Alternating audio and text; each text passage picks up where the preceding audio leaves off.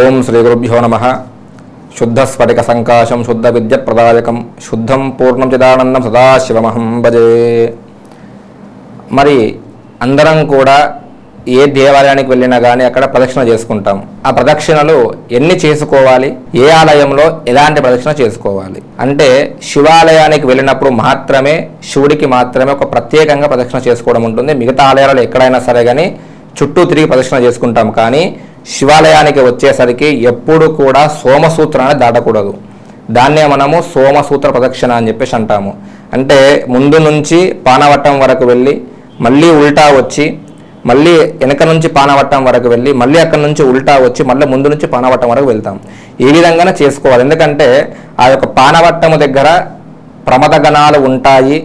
వాటిని దాటడం వల్ల ఆ యొక్క పరమేశ్వరుడికి కోపం వస్తుంది అని చెప్పేసి మనకు కొన్ని శాస్త్రాలు చెప్తా ఉన్నాయి. కాబట్టి శివాలయానికి వెళ్ళినప్పుడు మాత్రమే పానవట్టం దాటకుండా సోమసూత్ర ప్రదక్షిణ చేసుకున్నట్టయితే చాలా మంచి ఫలితాలు వస్తాయి. అదేవిధంగా ప్రదక్షిణలు ఎన్ని చేసుకోవాలి? సోమసూత్ర ప్రదక్షిణ అంటే వేరు, నార్మల్ వేరే గుళ్ళలో ప్రదక్షిణ చేసుకుంటే ఎన్ని చేసుకోవాలంటే కేవలం 3 ప్రదక్షిణలు మాత్రమే చేసుకోవాలి. తమోగుణం, రజోగుణం, సత్వగుణం ఈ 3 గుణాలు మాత్రం విడిచిపెట్టాలి. కాబట్టి ఈ 3 చెడ్డ గుణాలు కాబట్టి వీటిని విడిచిపెట్టడానికే, వీటి అన్నిటిని కూడా విడిచిపెట్టి నేను నీ దగ్గరికి వస్తున్నాను స్వామి అని చెప్పడానికే మనం ప్రదక్షిణ చేసుకోవడము. అది మాత్రం 3 ప్రదక్షిణ మాత్రమే చేసుకోవాలి. 100 చేసుకుంటే పుణ్యం వస్తుంది, 10 చేసుకుంటే పాపాలు వస్తాయి, 1000 చేసుకుంటే లక్ష్మి వస్తుంది. అవన్నీ ఏమీ లేవు. 1000 చేస్తే కణదిరిగి అన్నీ పడిపోతారు తప్ప ఇంకా వచ్చే లాభం ఏమి ఉండదు. కాబట్టి 3 ప్రదక్షిణలు మాత్రమే చేసుకోవాలి. ఆ 3 కూడా ఆ భగవంతుని నామస్మరణ చేసుకుంటూ ఈ 3 చెడ్డ గుణాలు తమోగుణం, రజోగుణం, సత్వగుణం ఈ 3 గుణాలు కూడా విడిచిపెట్టి నీ దగ్గరికి ఏ స్వార్థం లేకుండా ఏమి లేకుండా ఇవి నీ దగ్గరికి వస్తున్నా స్వామి అని చెప్పేసి వెళ్ళేదాన్ని మనం ప్రదక్షిణ అని చెప్పేసి అంటాము. అది బయట చేసుకుని లోపలికి వెళ్ళిన తర్వాతనే మనం మళ్ళీ ఏం చేస్తామంటే ఆత్మప్రదక్షిణ చేసుకుంటాం.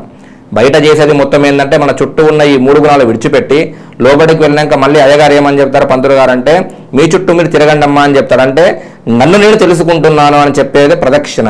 ఆత్మప్రదక్షిణ అంటే మన గురించి మనం తెలుసుకోవాలి. ఆడో గురువు ఉన్నాడు, ఇక్కడో గురువు ఉన్నాడు, అక్కడో గురువు ఉన్నాడు, అక్కడ బందుకో గురువు ఉన్నాడు, ఇక్కడో లింగం ఉంది, అక్కడ ఒక అమ్మవారు ఉంది. ఇవన్నీ కాదు. ఎక్కడ ఏ గురువు ఉండడు, ఎక్కడ ఏ దేవుడు ఉండడు, నీ లోపట్నే దేవుడు ఉంటాడు. కాబట్టి నిన్ను నువ్వు తెలుసుకున్నప్పుడే ఆ నిజమైన భగవంతుడును చూడగలుగుతావు. కాబట్టి ఆత్మరక్షణ అంటే అదే అన్నమాట. మనల్ని మనం తెలుసుకొని ఆలయానికి వెళ్ళి భగవంతుని నామస్మరణ చేసుకుంటే, పూజ చేసుకుంటే మంచి ఫలితాలు వస్తాయి. ఓం శ్రీ గురుభ్యో నమః. లోక సమస్త సుఖినో భవంతు. Hi everybody, this is Kiriti Damaraju. Like, share and subscribe to Saira TV. ఓ సైరా.